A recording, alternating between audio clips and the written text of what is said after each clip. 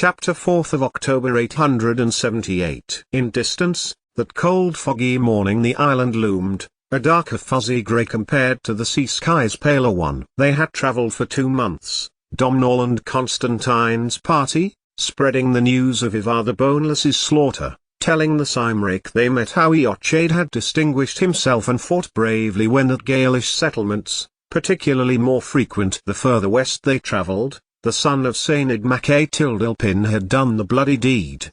With both communities, the news of Ivar's death was particularly welcome. Few had not lost sons, fathers or brothers to the Norse axe. Few had not had to flee while the Norse stole their land. A good, warm meal, men, Domhnall declared, as the dark grey smudge came into focus. That's what welcome awaits us at Iona. Osrith, who had been sleeping, curled up in sheepskins, shuddered as the boat reverberated from a change of current, the men cheering at the anticipated rest. Constantine, who was at the prow next to Domhnall, noticed her move, but did not turn round. There had been words. They had been spoken loudly and abruptly. One night, after the party had camped on a sheltered hillside just south of Stirling, Domhnall had instructed Constantine to wash the pewter plated in the stream and then feed the horses. His cousin had sneered at the instruction and had made to wrap up in his wool blanket. Domhnall had taken the blanket and thrown it into one of the overhanging ash trees before tipping Constantine's ale into the earth, pushing him to the ground and cursing his loiter-sackness, demanding to know why he was a lubberwort, a Quisby, not fit to call himself of the house Tildilpin. Constantine was gathering the plates as Domhnall made to strike him again, putting his arm up as Osrith made to pick up the task which was, ordinarily hers, telling her that she was never to do his work again. She watched as Constantine was ordered on to night guard duty, wrapping herself up near the fire as the stars decorated the sky, before getting to her feet.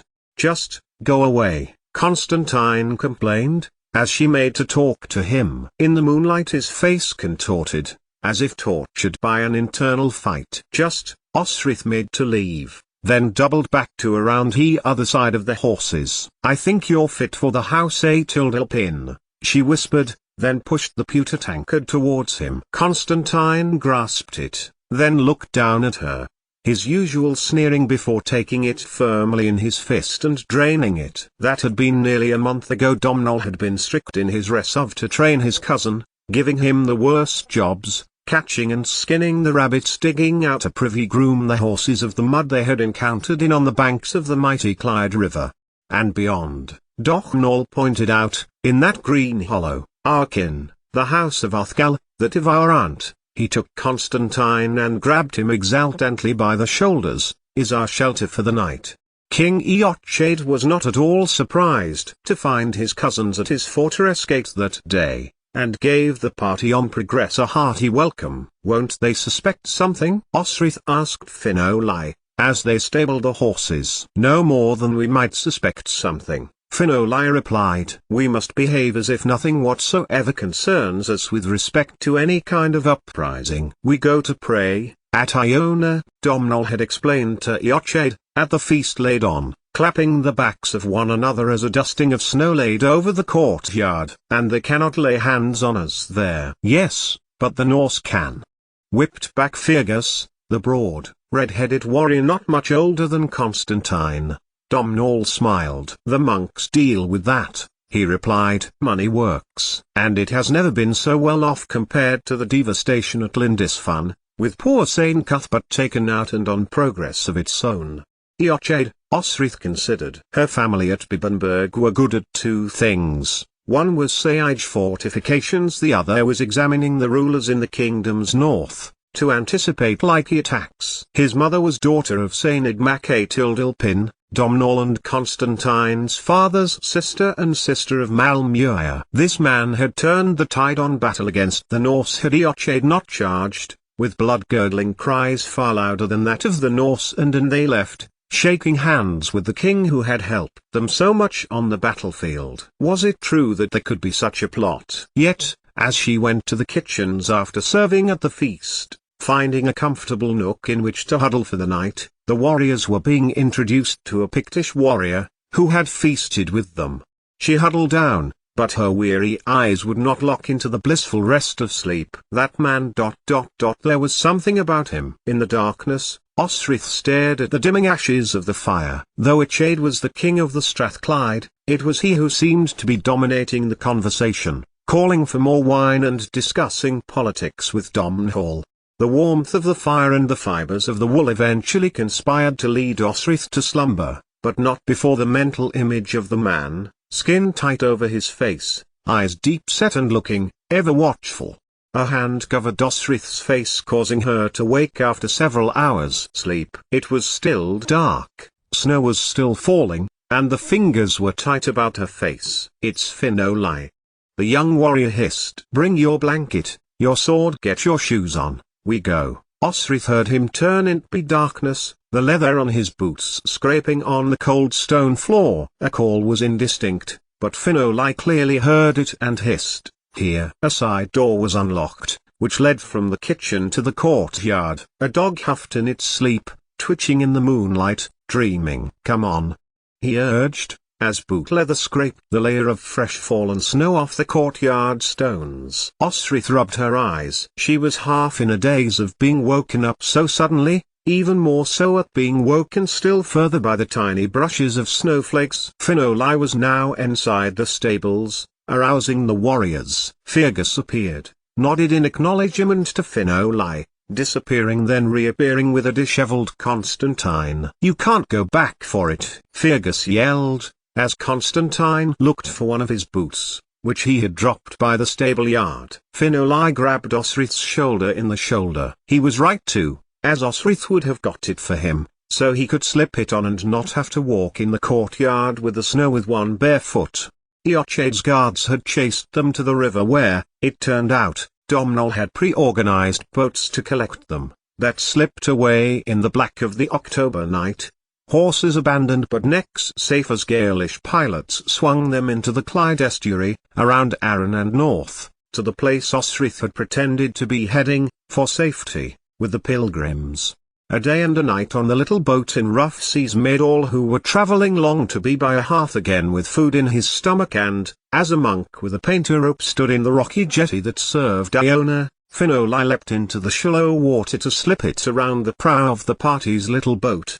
88,888,888. A prayer to offer peace to the travelling warriors around a welcome hot and soporific fire. Fish was served to them as it was the lead-up to All Saints' Day, and the abbot of the monastery heard all of Domhnall's stories, about the battle and the celebration, and that they were here for blessing from the most holy Saint Columba. Or at least, that's what Domhnall was keeping to. Monks gossiped, monasteries sent missives about the comings and goings of kings at least as often as they did about the holy. Osrith knew that had been a shrewd move on his part. "We go in peace to the UNA tilde copyright ill," Domhnall said, as they drank the island brewed ale. "No peace if the Norse come here," remarked Fergus, drinking deeply. "This is a monastery to them, it's easy wealth." The abbot appeared to consider this. "The Norse come rarely. It's true, they often raid, but more common is that they want to trade. It is my opinion," the great tonsured holy man offered, "that they want to settle and share in our community. Several have come for baptism." "For how long?"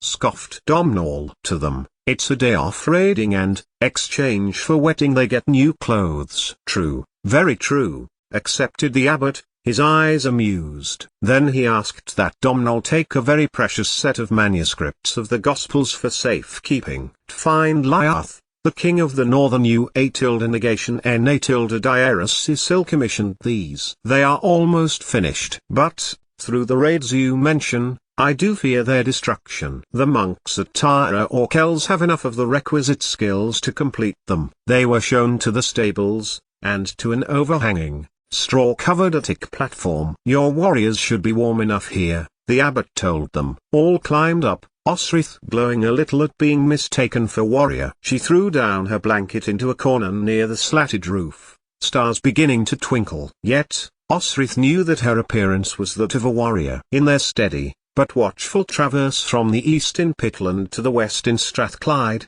she had plaited her hair like them, Finoli drawing her hair back in one long braid like a Gaelish warrior after a particularly stormy journey over the higher country near Scone. She had had time to try a horse, much to everyone's amusement, and she had fought them all. For Domhnall explained, that not one of them could defend her if they were attacked, something Osrith was pleased about, for she had grown to love fighting. Not for her the clumsy thrust of defense, but the art of it, making the most use of the least action to conserve strength, to spend leisure time ensuring that skills were honed and tactics learned until they were part of the muscle itself. Not everyone, not Constantine. He had not initiated a duel, once on their journey, and nor had Osrith. He was still angered by her. On a monk with a painter rope stood in the rocky jetty that served Iona. Finoli leapt into the shallow water to slip it around the prow of the party's little boat.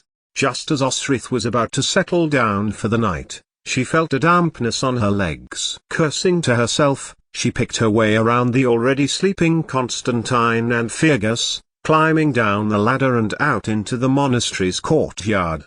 The horse's drinking trough would have clean enough, before she packed herself with the moss that she always made sure she carried. The horses were settled for the night. Hay had made them as contented as the fish and ale had for the warriors. They stood still, their hooves unmoving on the hard earth of their stalls. One quick, practiced movement and she was clean and secure. Osrith was just pulling up her breeches and drawing them in when she saw them. Crouching low, she watched, not daring to move, wondering whether she should see. She closed her eyes tight, and leaned back down by the legs of the horses. After a time, the rhythmical noise slowed, and then stopped. Osrith opened her eyes. 2 feet passed by the end of the first horse stall, misstepped a little, then Finoli's boots strode past her. Osrith peered further forward, around the wood between the horses. To ever the other was needed to go to, but the man was not in the corner, where once he had been. Instead, he was behind her. He pulled Osrith to her feet, then hit her in the face,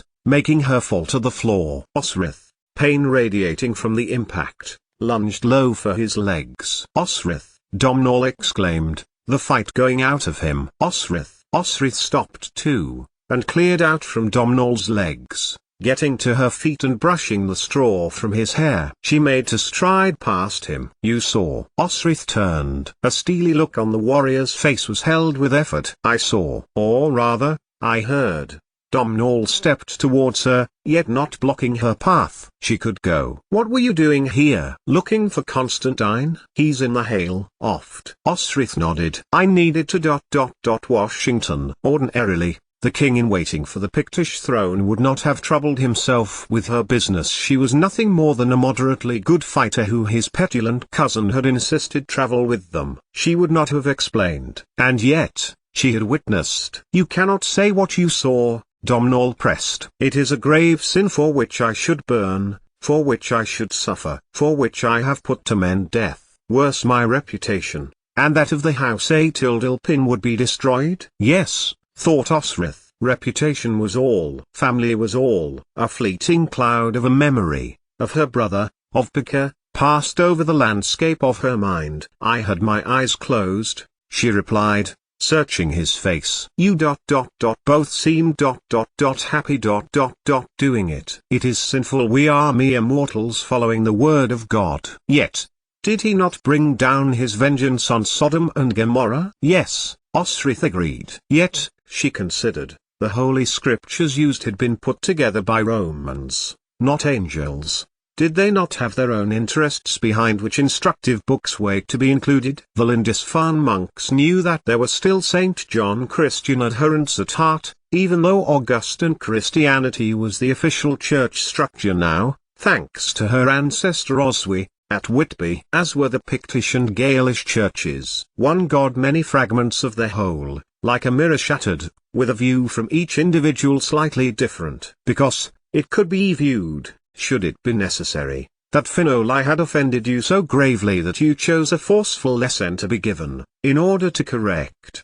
Domhnall looked at her for what seemed like a long time, then laughed sporadically, as he considered her words. He sank to the straw, his black hair gleaming with perspiration. Osrith noticed for the first time that he was breathing heavily. "Constantine is learning," Domhnall sighed, catching his breath again, looking exhausted, down at the straw. "What you insane it conspired ... That was shameful, and he knew it." "Then there is no real reason for me to be here," Osrith protested. "I am at Iona, where I wanted to be, but without my family. And, from here, she could offer to work for the monks. She may get access to correspondence. She may discover where Bakir was. She may hear of Utad." "Is that what you want?" Domhnall asked, suddenly turning his head. "To serve in a monastery." "I want to be a warrior." Osrith hadn't meant to say it aloud, but here, with this Gaelish prince at his most vulnerable, his most intimate, it didn't seem foolish to say it. And, to be with Utad. But unless she could make some wealth, or return to Dunnottar, where her own treasure hoard was, under the rocks under the trickling stream, there was little chance even if she did know where he was. Ultimately, Osrith had come to realize, little by little, in her unconscious mind, that being a warrior was security, was comradeship and, on occasions, meant wealth. "Can a woman be a warrior?" "You are," Domhnall replied, chuckling faintly. "Women have, women do. Norse and Danish women regularly are. Many fought against us in the great battle." He looked up to Osrith, and looked intently at her. "But to be a warrior and a Christian you cannot be like a Norse woman, you must be chaste." "Do you ... know what I mean?" "Not to ... lie with a man?" Osrith felt the weight of conflict on her mind. She never wanted to. He humped. She'd sworn she would fight any man who tried. Yet, she had not fought Constantine. She had permitted his lying with her by not resisting. Domhnall got to his feet, and began to pace as he talked and emphasizing his speech by waving his arms, in the way she would come to recognize in Constantine. "Warriors do not carry the consequences of being ... unchaste ... when they lie with a woman. If you want to be a warrior, and you could, you are strong, you are swift, you behave as Gale would, you dive straight into battle without hesitation." He paused, looking at Osrith, at her fair, warm hair, her blue eyes. She was about as far from a Gale in features as would be possible to get. "You can anticipate and use strategy ... You are cool-headed and do not flinch at combat. For this, you cannot be with child. As well as the drain on your body, no lord would take your oath, for it would always conflict with the safety of the child and pose a weakness in his defenses." He looked at her inanimate face, as she thought this over. "Do you understand?" Osrith nodded, the cold night air swirling at the stable entrance. That made sense. A warrior or a mother. Be humped or be chaste. It was clear to her, like the sun on a cloudless day, humping was something she could forego. The man seemed content after the act, as Domhnall had, having humped Finolai. What benefit was there for a woman, then, other than the risk of pregnancy and the risk of death in childbirth? Except for the need to increase a family, men lying with men was a practice that should be encouraged, for it could benefit everyone. "Then it is chastity," Osrith concluded, now sinking down next to Domhnall, feeling a glow of pride as she realized how this Gaelish prince of the Picts had praised her warriorness. Yet, she had never heard the word strategy, and told him so. "Strategy is thinking ahead," Domhnall explained. "Predicting the actions of your enemies, and not only your enemies but your friends, who may well become your enemies." Osrith frowned. "In what way?" "What did you notice about Eochaid's fortress, in the green hollow by the Clyde?" Domhnall asked, patiently. "It's October," Osrith considered, clenching her damaged hand to relieve the cold from it. "It's the end of the fighting season. It's almost Samhain. Most of his warriors should be resting and the servants working hard." Osrith ran through her memories of 2 days ago in her mind. Yet, for there were few servants, most of the warriors were not resting. Their horses were on their rich hay food, needed for long distances. "These are not people lying fallow." "Strategy," Domhnall concluded. "It suggests the rumors of a conspiracy to overthrow are true." "That man," Osrith said, suddenly. Those eyes, ever watchful, like a hawk, choosing its prey. Laying his eyes on Osrith's face, as if deciding, shall I eat you, or are the tastier morsels? She looked at Domhnall and narrowed her eyes. Is that why we ran? But Domhnall had got to his feet and was making for the stable door. Wait. Domhnall Mac-Aitalralpin turned slowly, his body taut. But then his face softened, the scent of sweat and salt wafting from his hot body. You are not my warrior. You are ... nothing. He bore down on Osrith angrily, knocking into a bay, which awoke with a shrill whinny. Nothing but Northumbrian scum. Osrith had her hand in Feda sword now. Domhnall narrowed his eyes. What do you think you'll do with that? Be your ancillary. Osrith spat out, while it was on her tongue, like the Britons for the Romans. I am not Gaelish, nor Pictish. But, I can still offer ... fealty. After all, you sheltered me, fed me, gave me easy work. You might have turned me away even after helping Constantine. She pulled her sword out to the tip. Of course I would aspire to be your warrior. And to their surprise, Osrith's most of all, she sank to her knees. Domhnall Mac-Aitalralpin looked down at her. Then, he knelt too, kneeling opposite her, taking her sword wrist, and held it firmly, pushing her sword back into its scabbard. No, the prince said, shaking his head. But I thank you. One day, you will be a credit to a lord. Ha! He laughed. You may even be a lord yourself. Then, drawing her back into the stall, away from the horse settling down to sleep again, he told Osrith all he supposed. Giric is a member of the Northern Snatilda copyright LON, of Moray, towards Fort Hyrule, Domhnall explained, then dipped his head close to Osrith's face. He has the ear of Eochaid. He has land in the central and north of the country, which is constantly pressed by the Norse. Giric wants the Pictish throne. He wants the southern land for his own, but he knows few people will support him for he is not royal. But, by manipulating our young cousin, he can make his connivings legitimate. Domhnall sighed. It's all becoming very clear, very clear. Then, we left just in time, Osrith murmured. God-given, Domhnall concluded, but his voice sounded bitter, regretful. He walked towards the stables, and held open the slatted door. Now go, Osrith of Northumbria, the prince commanded. Go, sleep. Take your rest, save your strength, for we must travel tomorrow. Though it is Samhain. We must not offend the Sahib. As Osrith stepped into a swirl of snow, she stopped and made to ask what he meant. What was Savin? Who were the she? But Domhnall had sunk onto a hay bale, sword resting on his lap. As she climbed into the hail, oft, stepping across a silently huffing Fergus, and an equally still Finolai, Osrith was aware of a rustle of straw by the opposite wall. In the gloom she recognized Constantine's leather jerkin, turning back with its owner to the wooden sloping roof of the loft, thinking well on what his cousin had asked him to consider. Stealthy snowflakes sneaked through careless gaps to leave lumpy deposits on his blanket. 88,888,888. They had overnighted on the night known as Samhain, the day before the church day of remembrance for all of its saints. Rathlin Island had been quiet, almost too quiet, its huge cliffs rising out of the grey water as if the sea itself had solidifed into the granite outcrops that loomed over the coracles that had transported them over the sea from Iona. Fergus and Finolai were subdued. Their meal had been taken with the monks, who clearly had no truck with their will to eat supper in silence. Constantine had been put on watch of boats, as Domhnall trod a lonely vigil around the cliffs, as if enduring the night's bitter cold and wind would cleanse his soul of his sin. The next morning, as they sailed southwest, following Ulster's north coast to find the channel that would lead them to the Foyle estuary, Osrith asked the pilot of their coracle what Savin was. A night for the fairy folk, and the dead, was all he would share. So, Osrith wrapped herself up in her blanket, staring down at the sea. Where Northumbria faced east, with the land crowded behind the sea, here in the rich seas of Ulster the land spread out, dark green and lush, large horizons where the sea, if not always in view, suggested its presence, and could be taken in at a glance.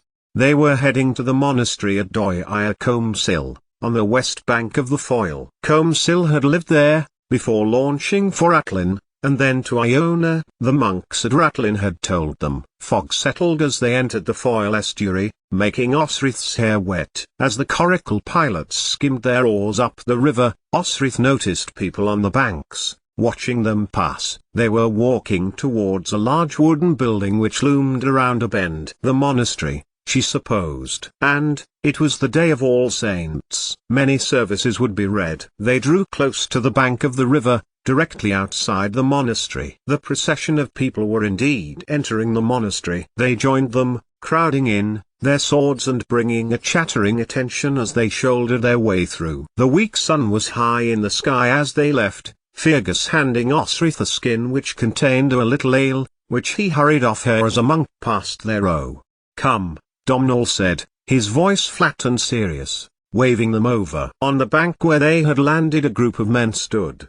Between them a woman, hair black, parted in two and plaited, one plait down each side of her head, a white cloth pinned to her head. On her left was a man. Osrith stared, and could not take her eyes from him. The man's shoulders began where their warriors' heads finished.